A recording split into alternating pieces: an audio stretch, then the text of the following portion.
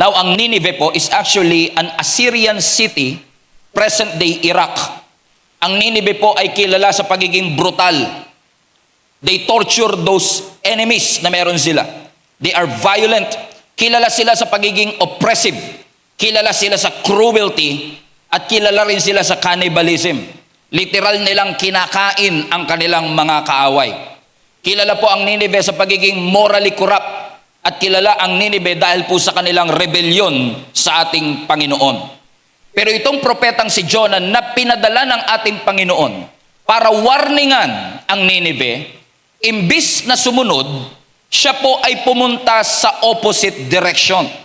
Pinapapunta siya ng Lord sa Nineveh, pero instead na pumunta ng Nineveh, pumunta siya ng Tarshish. Ang Tarshish po ay 5 beses na mas malayo kesa sa Nineveh. Kung titignan niyo po yung ancient map, pakita mo nga yung mapa, anak. Ang pinanggalingan ni Jonah ay galing po siya ng Joppa. Kung siya po ay susunod sa Panginoon, kailangan niya lang mag-travel to the east, 500 miles. Ilang milya po? 500. Roughly around 250 kilometers, parang nagbagyo ka lang. Pero ang sabi ng scripture, imbis na sumunod si Jonah, he bothered himself, and instead na mag-travel 500 miles east, he traveled 2,500 miles west to Tarshish. Kung susunod siya, 500 miles lang nakarating na siya. Pero mas pinili niya pang sumuway at mag-travel ng 2,500 miles. Kung ngayon niya yan gagawin na napakataas ng diesel. Alam niyo ibig sabihin, mas magastos paminsang sumuway kesa sumunod. Amen? Kasi kung mas malayo ang ruta, mas mahal ang pamasahe. So nung sumakay siya ng bangka mula sa Joppa, kung susunod siya, gagastos siya. Kasi sumunod ka man o sumuway, gagastos ka eh. Sumunod ka man o sumuway, magsasacrifice ka eh. But ang tanong, which cost are you willing to pay? Are you willing to pay the cost of obedience or the cost of disobedience? And again, to cut the long story short, he traveled 2,500 miles para makarating po siya ng Tarshish.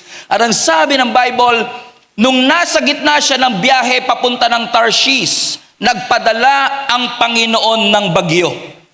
At ang sabi ng scripture, gumewang-gewang ang kanilang mga bangka because God Himself orchestrated a storm to wake Jonah up. Pero ang sabi ng Bible, lahat po ng mga pasahero ng barko, sinikap nilang tumawag sa kani-kanyang Diyos. And then yung kapitan mismo ng barko, nakikiusap siya, please lang manalangin kayo sa mga Diyos ninyo.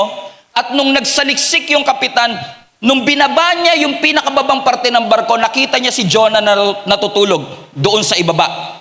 Kapag talaga sumusuway ka, lagi kang nasa baba. Gumising ka. Sino ba ang Diyos mo? Tumawag ka sa Diyos mo. To cut the long story short, inamin ni Jonah na kaya siya nandoon kasi sumusuway siya sa Panginoon. At sabi niya, itapon niyo ko sa dagat at ihinto ang bagyo na ito. Sabi ng scripture, ayaw gawin ng kapitan ito pero wala siyang nagawa. Nag-orchestrate siya ng palabunutan at ang nabunot na pangalan, taran, si Jonah. To cut the long story short, tinapon nila si Jonah mula sa kanilang barko, papunta sa dagat. Ang sabi ng scripture, pagkatapon ni Jonah doon sa dagat, biglang huminto ang bagyo. Pag talagang sumusunod ka, pati mga kasama sa barko, naliligtas sila. Amen. Because of God's grace. Huminto. Wala sa Bible to, pero sabi ng kapitan, confirm. Siya ang dahilan kung bakit tayo naghihirap. Sabi ng Biblia, nung tinapon si Jonah doon sa dagat, ang Diyos ay nagpadala ng espesyal na isda, goldfish. Just kidding. Nagpadala siya ng isda at kinain si Jonah ng malaking isda. At si Jonah ay nanatili sa loob ng tiyan ng isda 3 araw at 3 gabi. And kung babasahin niyo po ang Jonah chapter 2 and then Jonah chapter 3, makikita niyo po na nung nasa loob ng tiyan ng isda itong si Jonah, he had a moment of realization. He had a moment of repentance. Ang sabi ng Bible, after 3 days and 3 nights, niluwa uli siya ng malaking isda. Guess where? Sa Nineveh. Sumuway ka man o sumunod, sa Nineveh ka pupunta. Dalawa ang ruta. Gusto mo bang dumiretso na ng Ninive? O gusto mong tumakbo sa Panginoon at ipakain ka sa isda at iluluwa ka rin sa Ninive? Either way, kung saan ka pinapadala ng Panginoon, doon ka pa rin talaga dadali ng Panginoon. Ako po ang buhay na patotoo na kahit takbuhan mo ang pagpapastor, ang ending mo, pastor ka pa rin. Amen? Sabi mo sa katabi mo, huwag ka nang tumakbo. You can run away from God, but you cannot outrun our God. Mas mabilis tumakbo ang ating Panginoon. At sabi ng Biblia, pagdating ni Jonah doon sa Nineveh, verse 1 ng Jonah chapter 3, and then the word of the Lord came to Jonah, highlight this part, a second time. When I was reading this again, I was amazed by our God. Kasi ang Diyos natin is so good and gracious. God did not just save Jonah's life. God wants to use his life again to be a preacher and a prophet to preach the gospel to the Ninevites. Meaning, nagkamali siya, sumuway siya, pero God did not give up on him. God gave him a second chance. And how many among you are grateful na ang Diyos na pinaglilingkuran natin, nagkamali tayo, nakalimot tayo, but our God is a God of second chance. Na kung si Peter ay binigyan ng second chance, kung si Abraham ay binigyan ng second chance, kung si Moses ay binigyan ng second chance, kung si David binigyan ng second chance, kung si Jacob binigyan ng second chance, at si Thomas binigyan ng second chance, at ang prodigal son ay binigyan ng second chance, naniniwala kong ikaw at ako ay binibigyan ng Panginoon ng second chance, third chance, fourth chance, and infinite chances. Why, mga kapatid? Because your failure doesn't cancel the calling of God in your life. Pwedeng sabihin ng Panginoon, since sumuway ka, hahanap na lang ako ng ibang propeta. Pero hindi humanap ang Panginoon ng ibang propeta. Tinawag niya uli. Hallelujah. Tinawag niya for the second time itong si Jonah. At ang sabi ng Panginoon sa kanya, you will speak again. I will send you again. I will trust you again. I will restore you again. How many of you can relate to Jonah? Sabi mo sa katabi mo, parang ikaw si Jonah. Parang ikaw si Jonah. So God spoke to him the second time. Ano sabi na scripture? Go to the land of Nineveh. Alam niyo, ang Nineveh is one of the largest city in ancient history. Ang sabi po mismo ng mga survey, approximately 120,000 in population. Pero kung titignan mo, yung revival na nangyari sa kanilang city, ang Nineveh ang pinakahuling city na mai-imagine mong pwedeng mangyari ang revival. Because ang Nineveh ay lugar ng mga pagano. Ang Nineveh, violent, brutal, halang ang kanilang mga kaluluwa. But when they heard God's word, something supernatural happened. Kasi ang sabi ng Biblia, people humble themselves before the Lord. Na ang sabi nga na scripture, if my people will humble themselves and pray and turn from their wicked ways, I will hear from heaven, forgive their sins, and I will heal their land. People humble themselves before the Lord na maging yung hari, bumaba sa kanyang trono at nagpatawag ng malawakang prayer and fasting.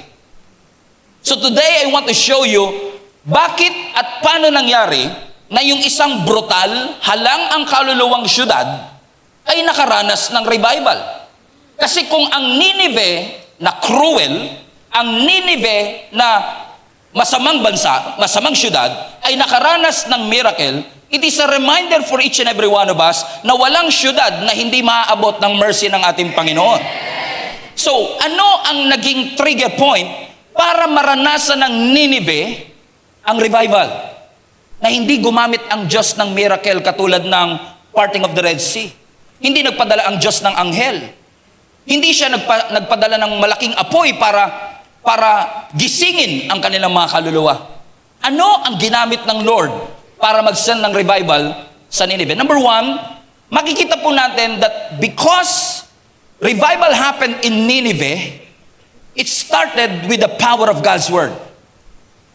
The revival happened because they literally heard the word of the Lord. Ano po ang sabi ng verse 4? Jonah began by going on a day's journey into the city proclaiming what? Highlight this part.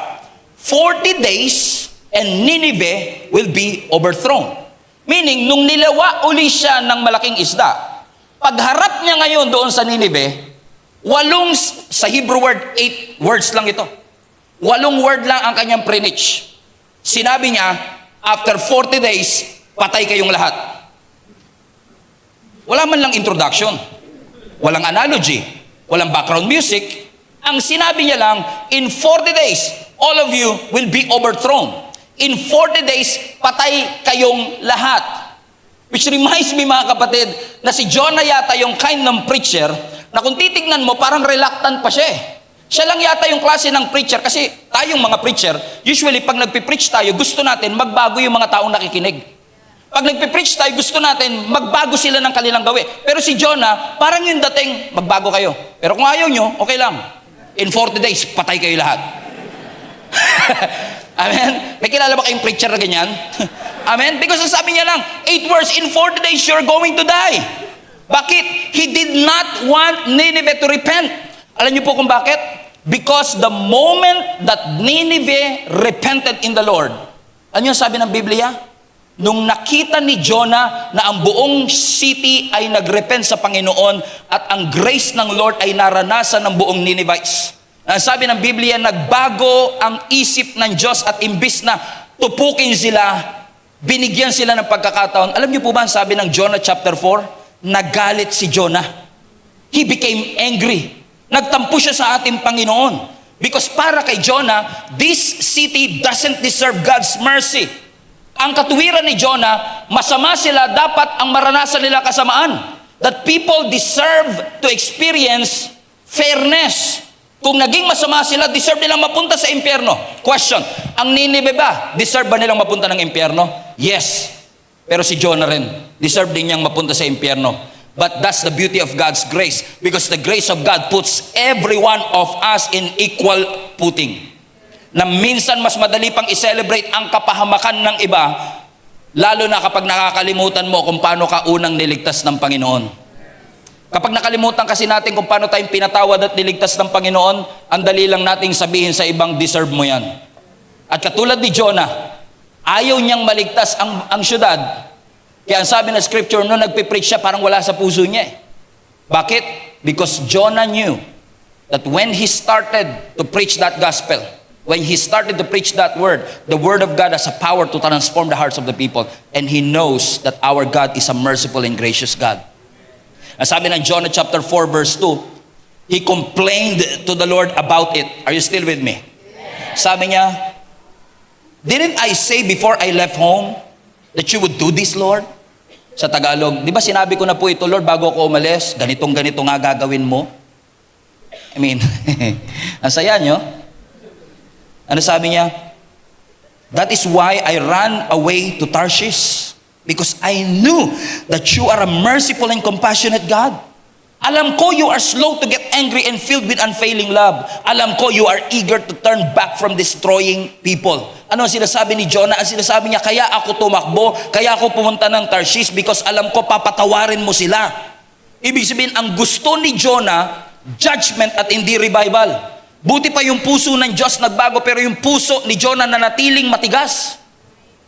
Even to the point na nung nagpipreach siya, sabi niya, 40 days lang. Patay kayo lahat. Walang altar call. Walang worship team na tumugtog. Walang background music. Walang analogy. Walang emotional storytelling. But it was not the delivery of Jonah. It was not the homiletics that changed the hearts of the people. It was a very clear warning before the Lord. Nagbigay ang Lord ng warning. In 40 days, lahat kayo ay mamamatay. Walang fire mula sa langit, walang angel na bumaba, walang parting of the Red Sea, but it's all about the authority of a simple message. In 40 days, you are going to die. And then when they responded to God, hallelujah, when they heard the word of God at nag-respond sila sa ating Panginoon, naranasan ng Nineveh ang pinakamalaking revival in history.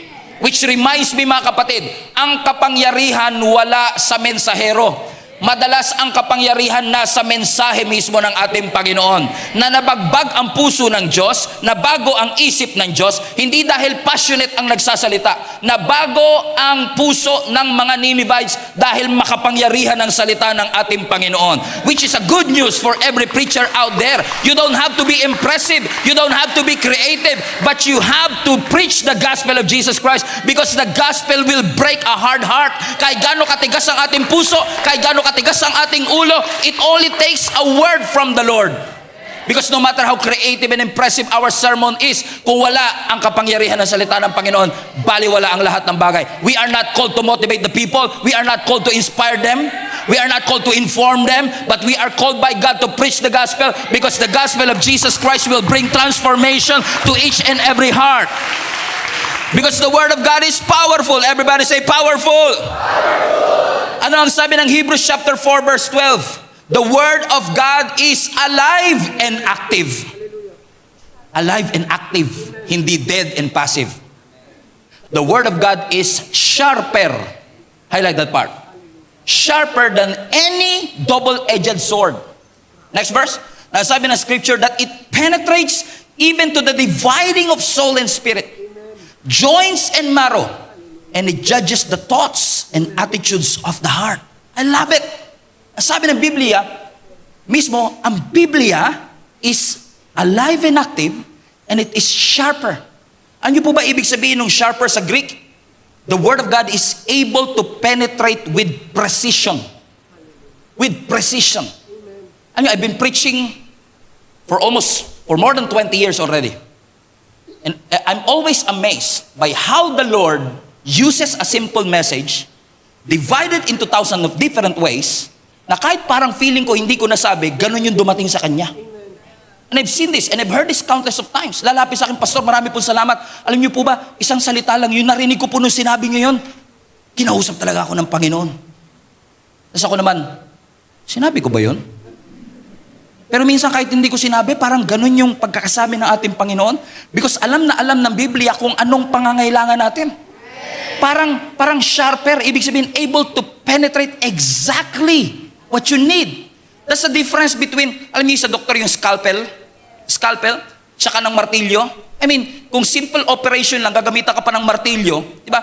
Baka mamaya ito lang dapat itong buto lang na to, madamay pa yung iba eh.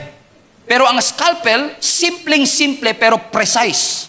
Alam ng scalpel kung saan ka guguhitan, kung saan ikakat yung laman mo. Ganon din ang Word of God. Alam na alam ng ating Panginoon na kahit ang topic minsan is about tithes and offering, minsan pag tinanong mo, ano natutunan mo, napakabuti ng Lord. Nabasa niyo na ang Diyos natin mapagkakatiwalaan talaga. Faithful talaga ang ating Panginoon. Teka lang, generosity ang topic natin. Fasting ang topic natin. Parang ang layo yata na. Because the Word of God has the power. It is sharper than any two-edged sword, that He knows exactly what you need.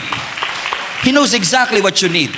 Sino rito makakapag-testify, mga kapatid, na minsan pumupunta ka rito, pero parang pakiramdam mo, ikaw kinakausap ng Diyos.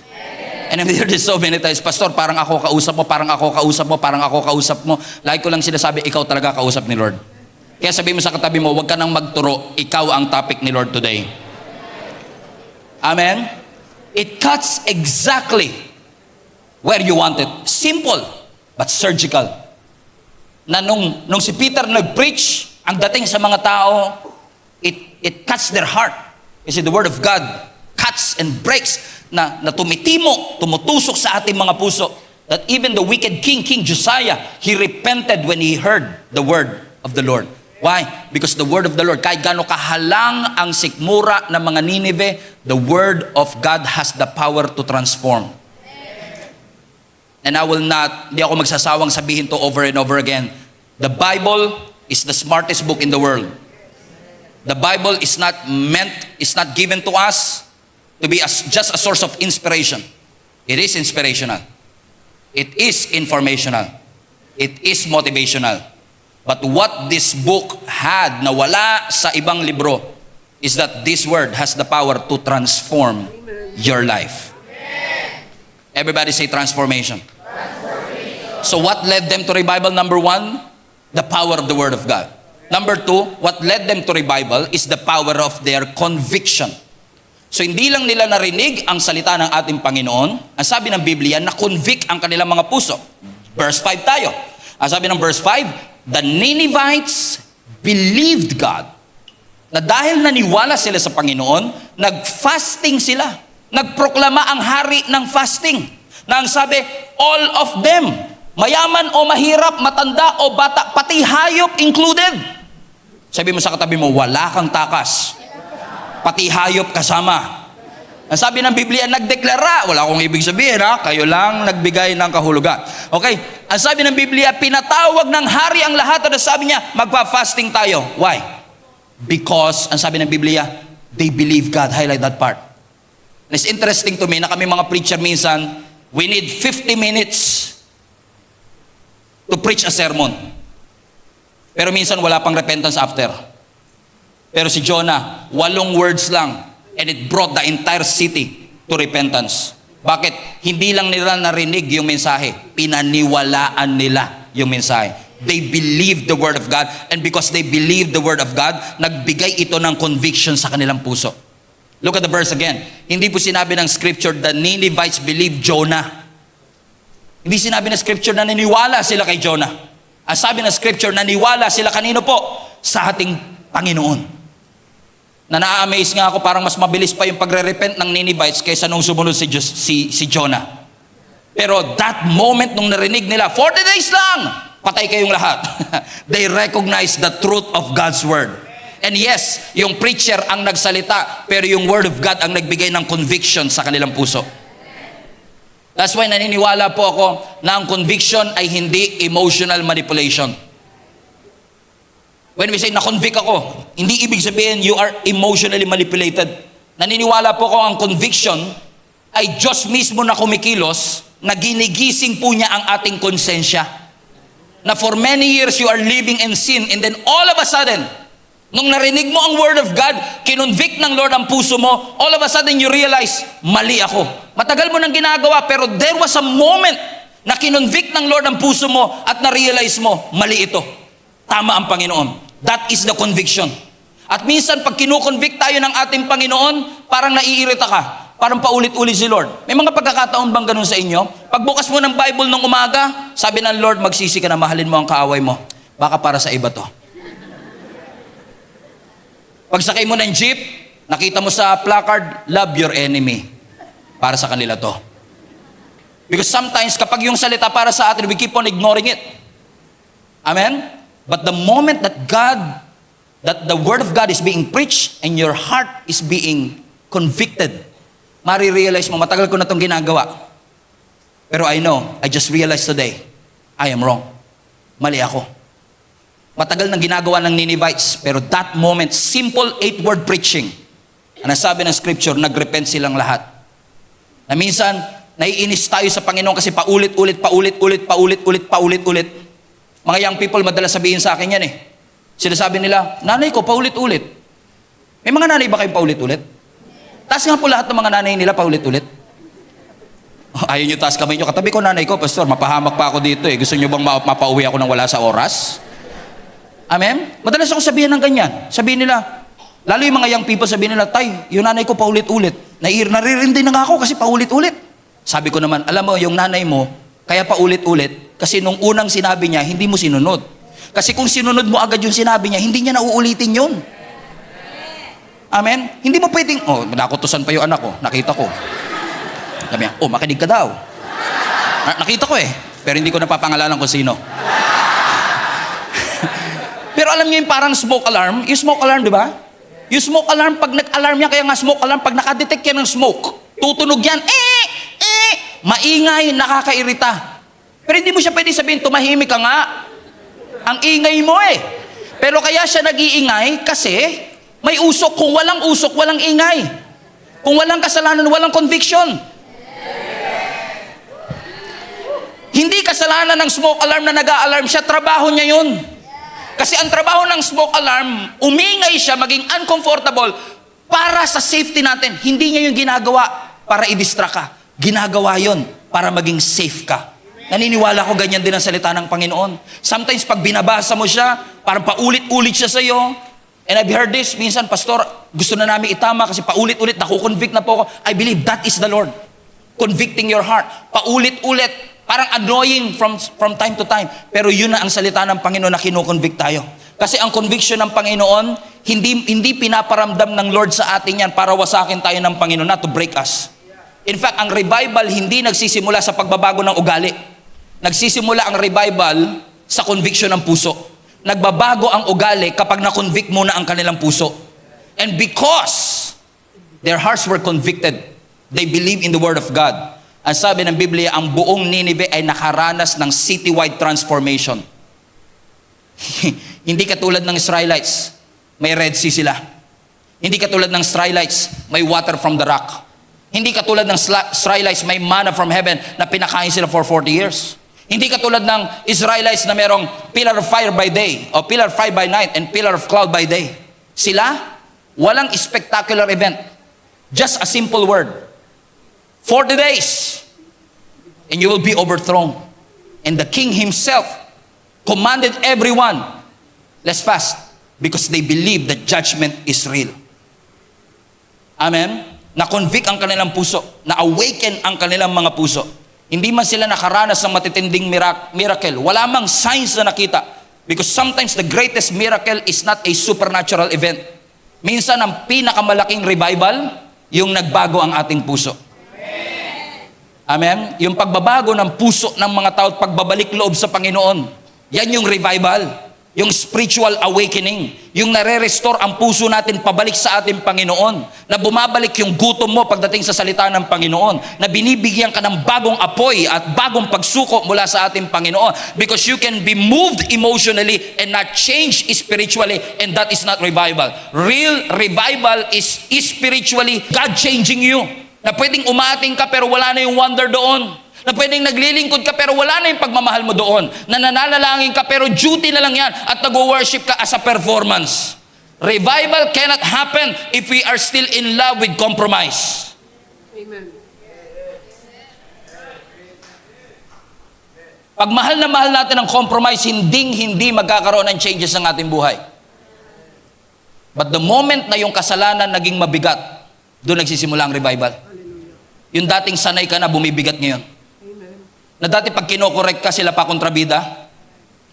Pero all of a sudden, when they corrected you, you now see holiness as beautiful. All of a sudden, you can see transformation in your heart. Yung dating nasanay ka, because you've been doing that for years, all of a sudden, every night di ka makatulog. Is it as if God is convicting your heart? Is it as if God is waiting for you to respond? The phone will keep on ringing because God wants to call you. And God wants you to answer. And I pray in Jesus' name that God will convict our hearts today. Because God is so good. He wants good things in your life. Bata pala ako, naririnig ko na, send revival, Lord, send revival, Lord, send revival, Lord. Alam mo, ang mensahe ng Panginoon sa atin today? Revival starts with you.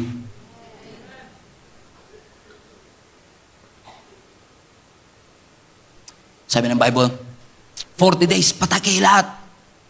And Ninevites believe. They believe in the Lord. What happens next is amazing.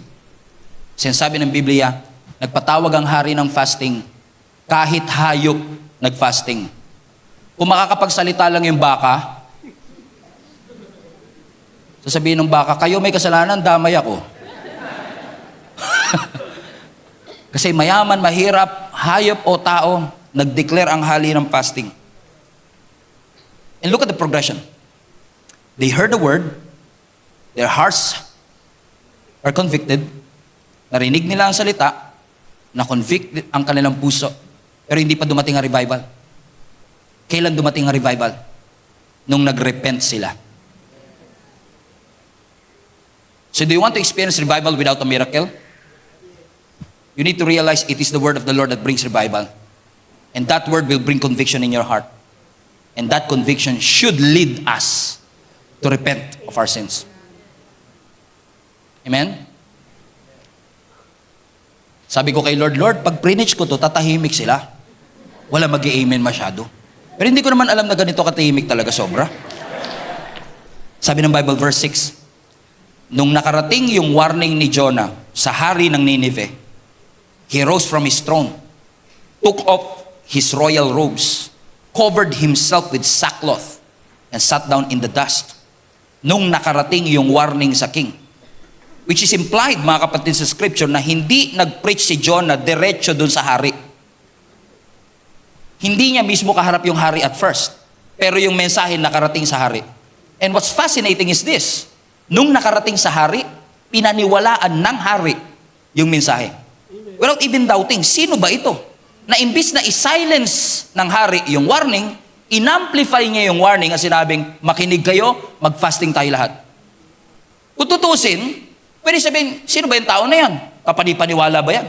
Merong mga pag-aaral na sinasabi na nung si Jonah ay nandun sa loob ng tiyan ng malaking isda, yung tiyan ng malaking isda ay may mga pinoproduce o sinisikret na mga acid na posible dahil sa mga acid na yon, inalagas ang lahat ng buhok ni Jonah, ibabaw, ilalim, bigote, kilay. Imagine niyo for 3 days and 3 nights, dahil dun sa acid na yon, naubos ang lahat ng kanyang mga buhok, niluwa siya ng isda sa Ninive, walang buhok lahat, and then sabi niya, 40 days lang, patay kayo.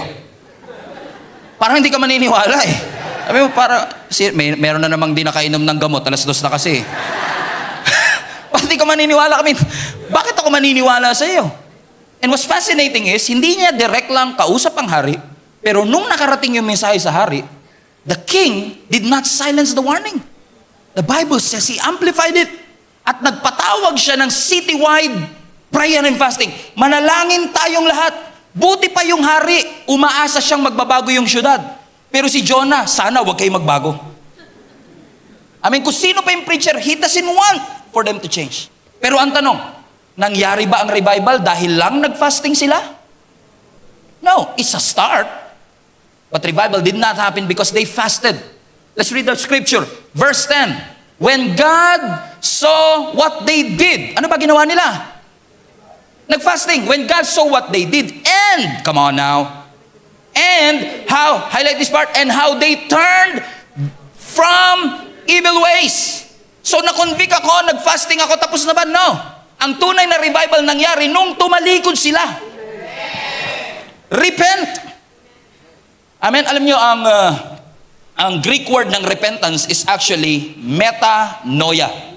Meta-naus. Ibig sabihin, meta, change. Noia, mind, change of mind. Amen? Na ang revival hindi nangyari dahil na-convict ang kanilang puso, nag-fasting sila. No, kasi pwedeng mag-fasting ka, umiyak ka, lumuhod ka, pero after nun, balik ulit. That's not repentance. Repentance is a change of mind. In fact, yung salitang repent, everybody say, repent. Repent. Re, ibig sabihin turn. Turn. Yung parang penthouse. Penthouse, nasa ibabaw. So when you say repent, you are turning upwards. Bumabalik ang tingin mo paakyat. So pwedeng tinaas ko ang kamay ko, umiyak ako, lumuhod ako, pero hindi ko binalik yung tingin ko pataas, hindi ako nag-repent. Ang tunay na repentance is turning back from the Lord.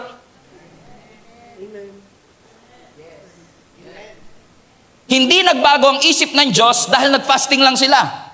Kakaawa naman yung baka, walang kinalaman, nag-fasting pa. Sige, ligtas na natin sila. Hindi, ang sabi ng scripture, and how? Balik mo anak. Yes, nakita ng Lord ang kanilang ginawa, but nakita din ng Panginoon kung paano sila nagbalik loob sa Panginoon. Nakita ng Panginoon hindi yung emosyon nila. Nakita ng Panginoon hindi lang po yung fasting nila. Hindi lang po yung heart cry nila. Nakita ng Panginoon kung paano silang nagbalik loob sa Diyos. Because that's what repentance is all about. Repentance is not just feeling sorrow for your sin. Repentance is not just feeling bad for what you've done. Repentance is not regret. Repentance is not guilt. Repentance is not shame. Repentance is a change of direction. Repentance is turning back to God. You are turning away from sin and turning to God. That's why the runaway prophet brought massive revival, not because they fasted. Kasi ang tunay na repentance is turning your face back to the Lord. Pwedeng habang tumatakbo at naglilingkod, Lord, sorry po, patawarin niyo po ako, but you continue doing sin. That's not repentance. Ang tunay na repentance, Lord, sorry po, I will turn back to you. Kasi kung alam mo mahuhulog ka na sa bangin, ikaw nagdadrive, Walang pakialam ang sasakyan sa'yo kahit anong takot mo. Natatakot ako, malalaglag tayo, Pero hanggat hindi mo pinipihit yung manibela, hindi maliligtas ang iyong buhay. Hanggat hindi mo pinipihit yung manibela, hindi magbabago ang direksyon ng iyong buhay. That's true repentance, my friends. That's true repentance. Na ipihit natin, baguhin natin ang thinking natin. Kaya hindi lahat ng umiiyak nagre-repent. Nineveh did not just felt that remorse, they changed their behaviors. Just like when Apostle Paul preached to the Pharisees. Yung mga Pharisees na nagpa-crucify kay Jesus Christ. Ang sabi ni Apostle Paul sa kanila, everybody read this. Friends, Acts 3. I realize that what you and your leaders did to Jesus was done in ignorance. Meaning alam ko wala kayong kamalay-malay na Son of God ang pinapako nyo sa krus. Verse 18. But God was fulfilling what all the prophets have foretold about the Messiah, that He must suffer these things. 19. Now, repent of your sins. Everybody read. Kahit sugatan na. And turn to God, so that your sins may be wiped away. Ang repentance na papatunayan, hindi pag bumagsak ang luha. Ang repentance na papatunayan pag pinihit mo ang iyong buhay. Ang tunay na repentance may visible change. You change your mind, you change your life, you change your thoughts. You change your ways. Amen. Amen. Let me just tell you this. For many years, I always thought that repentance will come kapag natakot ang tao sa punishment ng kasalanan. Magsisi kayo, kung hindi mapupunta kayo ng impyerno. May mga nagbago naman because of that. But if we want to do it biblically, the Bible says, it is not the fear of punishment that will lead people to repentance. It is the goodness of God that will lead people to repentance. Because the more you realize how good God has been to your life, hindi ka papayag na manatili ka. Mahulog ako sa bagin dito eh. At nagwa-warning ang Panginoon sa atin, repent, 40 days! You're going to die. That's not a condemnation. That warning is God's love for you. Amen. Because it is the goodness of God that will lead every one of us to repentance. Do you remember Peter? Nung unang tinawag ng Lord si Peter, anong sabi ng Biblia? Nanguhuli siya ng isda. He was catching fish all night, but he caught nothing. And then, the following morning, nung siya'y naglilinis na ng lambat, sabi ni Lord, launch out into the deep. Balik kayo. In a broad daylight. Okay. Sabi ng karpentero, sa mangingisda, balik daw. And they did.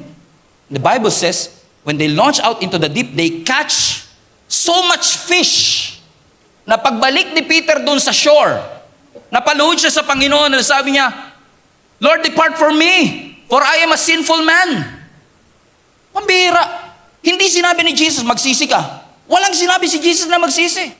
But the moment na nakita ni Peter yung kabutihan ng Panginoon, that goodness of God led him to repent and say, Lord, depart from me, I'm a sinful man. Nakita niya kung gaano siya karumi. Kahit hindi sinasabi ng Lord sa kanya, magsisi siya. It was the goodness of God that led Peter to repent. And the moment you rehearse in your mind kung gaano kabuti ang Panginoon, na winawarningan tayo ng Panginoon, hindi dahil gusto niya tayo mapunta sa impyerno. No. Yung warning ng Lord sa Nineveh ay hindi dahil gusto niya ang mga Nineveh ay mapunta sa impyerno. No. He was warning them because God wants them to be saved. He was asking the preachers to preach repentance because He wants every one of us to change our thoughts and our ways, because He doesn't want for us to experience the least but the best that God has for us. Gusto ng Lord maranasan natin, and every time we say God is good and He is good all the time.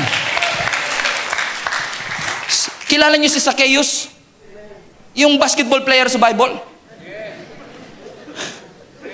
Si Zacchaeus, ang problem sa kanya, medyo hindi po umabot ng 5 feet yung kanyang height. So medyo maliit si Zacchaeus. Pero si Zacchaeus mataas ang posisyon sa gobyerno, tax collector, BIR. and head of the BIR. Sabi ng Biblia, he was curious about Jesus Christ. Umakyat siya ng sycamore tree para lang makita ang ating Panginoong Yesus. Na yung dating laging nakatingala, ngayon, tiningala ni Jesus. Sabi niya, lika, pupunta ako sa bahay mo. Sabi ng Biblia, takang-taka ang mga tao, kasi bakit si Jesus kakain kasama ang makasalanan? Bakit kakain si Jesus kasama ang traidor? Dapat ang kasama ni Jesus yung mga holy people, mga righteous people. Pero bakit kasama ni Jesus yung mga makasalanan? Nasabi ng Biblia, doon mismo sa bahay ni Zacchaeus, out of nowhere. Come on. Out of nowhere. Just because Zacchaeus experienced God's acceptance na habang lahat dinidespise siya, habang lahat nandidiri sa kanya, si Jesus ang sabi niya, I want to come to your house. When he experienced God's acceptance, ang sabi ni Zacchaeus mismo, Jesus, lahat ng kalahati ng yaman ko ibibigay ko sa mga mahihirap. At kung meron man akong nadaya, ibabalik ko 4 times. Never sinabi ni Jesus na gawin niya yun. Hindi sinabi ni Jesus, balik mo lahat. Pero ano sabi ng scripture? It was the goodness of Jesus Christ that brought Zacchaeus to repent and change his ways. Amen? Amen? So don't think for a moment that it was our fear of judgment lang. Kasama yon. Of course, ayaw natin mapunta ng impyerno. But as far as Christianities are concerned, mas excited tayo sa langit kaysa takot tayo sa impyerno. Why? Because heaven is heaven because God is there. And the more you realize how good God has been, sa dami-dami ng pagkakataong pwede kang iwanan ng Diyos, hindi ka iniwan ng Diyos. Sa mga panahong kinalimutan mo siya, hindi ka kinalimutan ng Panginoon.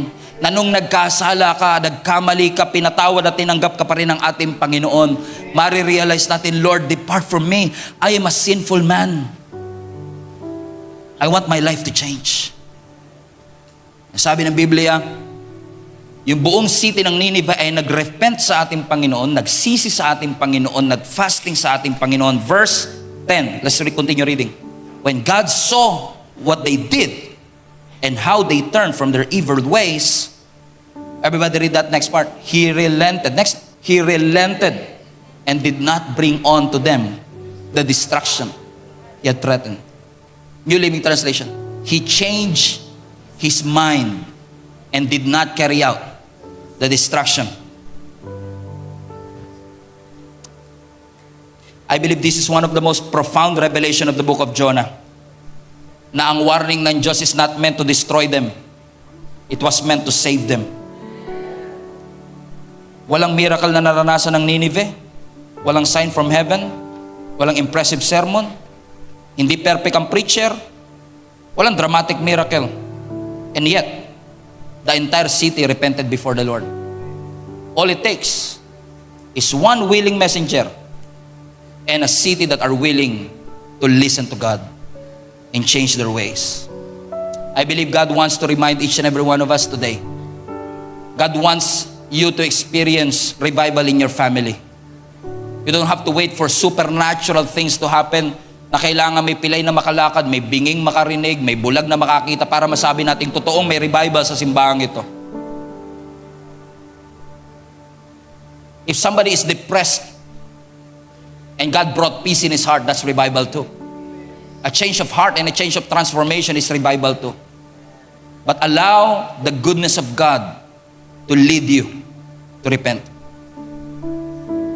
It takes a word, a conviction, and a turn, repentance, that brought revival to the city of Nineveh.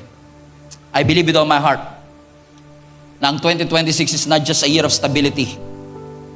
This is also a year where revival will be evident in every person, every member, every leader, every volunteer of our church. Amen. God loves you. He cares for you. Mahal ka ng Panginoon sa gitna ng iyong pagkakasala at pagkakamali. Winawarningan tayo ng Panginoon not because He wants us to go to hell. Winawarningan tayo ng Panginoon because He wants to save us. And God wants us to experience the best. Hindi na natin kailangan pumunta ng langit para maranasan muna yon. While we are still here on earth, God wants us to experience the best that God has for us.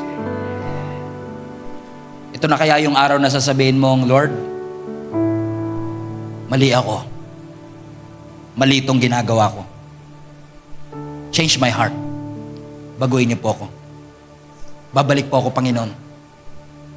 I will turn back to you. It's not too late to change.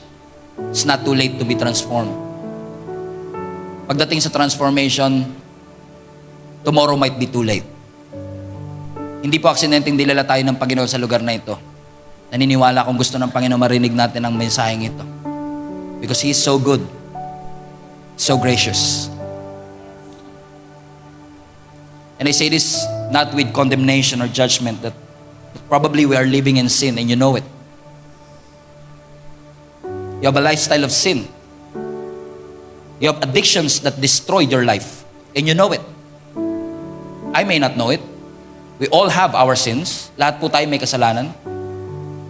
I have my dealings too. May mga kasalanan din akong dinidil sa Panginoon.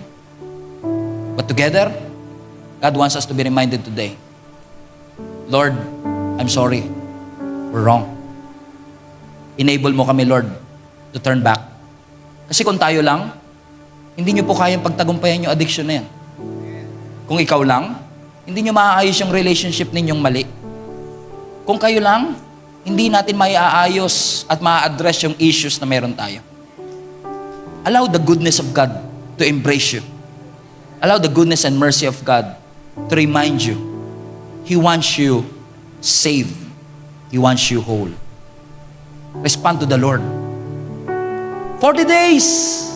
Sabi ng scripture, all of them believed God. Sana ngayong araw nito, all of us will believe in the Lord.